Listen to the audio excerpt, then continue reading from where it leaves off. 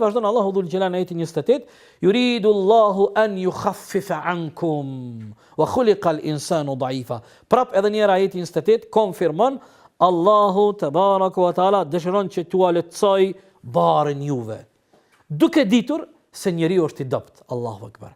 Lehtësimi vjen konform natyrës së njeriu, wa khuliqa al-insanu da'ifa, nga sa njeriu ne kemi kriju të dobët. Thojnë ulemaja, e kemi kriju njeriu të dobët duke u filluar nga konstrukti i tij. Subhanallah.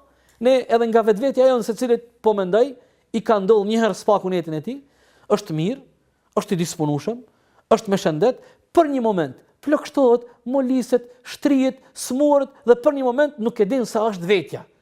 Allah, a është ky njeriu? A është ky ai i cili është? Apo sa njerëz kemi pas që kanë qenë me fizikus të fuqishëm, kanë qenë sportista, kanë qenë fizikisht shumë të fuqishëm. Për një moment po i preki, Allahu na ruaj, në smundje, në dergj, kemi me i pas se si u vjen halli atyre. A nuk është e vërtetë se Allahu dhul Gjelal po thotë e kemi krijuar njeriu të dobët dhe duke patur parasysh se njeriu është i dobët, ne nuk kemi dashur t'ia rëndojmë barën.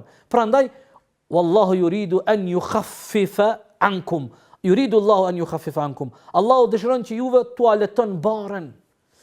Njeriu është i dobët nga dëshira e tij, është i dobët nga mos përmbajtja e tij, është i dobët në vendosmërinë e tij. Të pakët janë ata cilët janë njerëz të vendosur. Sa njerëz qalojnë kur vijnë në pyetje vendosmëria, kur vijnë në pyetje principet, kur vijnë në pyetje parimet, njerëz parimor. Njeriu është i dobët edhe në kuptimin edhe në aspektin e besimit. Njeriu është i dobët edhe në aspektin e durimit, përballë durimit.